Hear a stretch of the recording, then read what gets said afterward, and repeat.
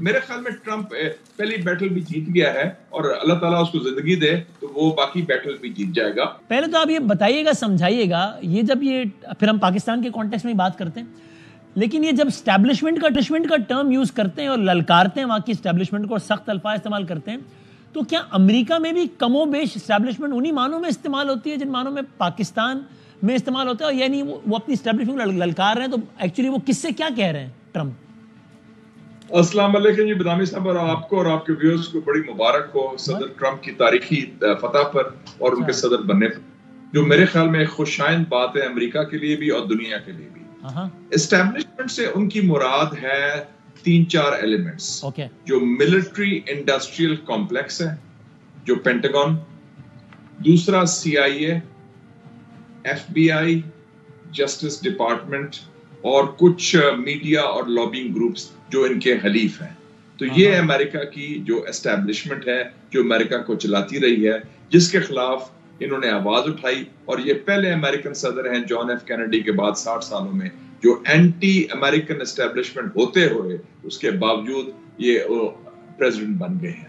تو انہوں نے اوپنلی امریکن اسٹیبلشمنٹ کو بے نقاب بھی کیا، ان کی تنقید بھی کی، اور اس کا خاتمے کا انہوں نے وعدہ بھی کیا ہے. تو سر پھر یہ سمجھائیے گا مشاہد صاحب کہ جب پاکستان میں ایسی صورتحال ہوتی ہے جو کہ اکثر ہی ہوتی ہے کہ منتخب وزیر اعظم اور اسٹیبلشمنٹ الگ الگ پیج پر ہوتے ہیں، تو اس کا ہمیں واضح اثر امور مملکت میں نظر آتا ہے کہ فلاں چیز پہ اسٹیبلشمنٹ کی رائے ادھر کھڑی ہے، وزیر اعظم کی ادھر کھڑی ہے، اور ایک کیوس ہوتا ہے جس میں عام طور پر اسٹیبلشمنٹ کی رائے ہی پریویل کر جاتی ہے. امریکہ کی سینیریو میں بھی یہی ہونے کا امکان زیادہ ہے، یا چونکہ وہ ایک بڑا پیورلی ایک ڈیموکریٹک اسٹیٹ ہے تو نہیں، ایسا نہیں ہوگا، اسٹیبلشمنٹ کے نہ چاہتے ہوئے بھی پریویل تو ٹرمپ کا ہی آرڈر کرے گا؟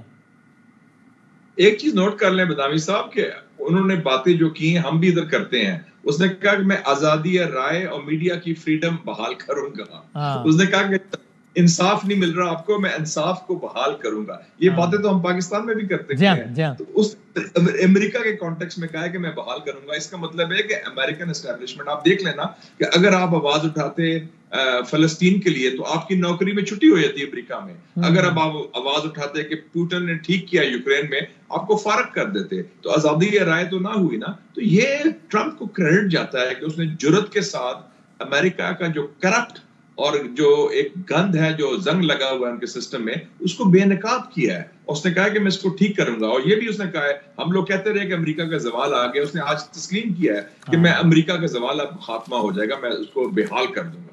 تو یہ میرے خیال میں ٹرمپ پہلی بیٹل بھی جیت گیا ہے اور اللہ تعالیٰ اس کو زندگی دے تو وہ باقی بیٹل بھی جیت جائے گا. اس نے تو پلان بنایا ہوا ہے 10 point plan, demolition of the deep state.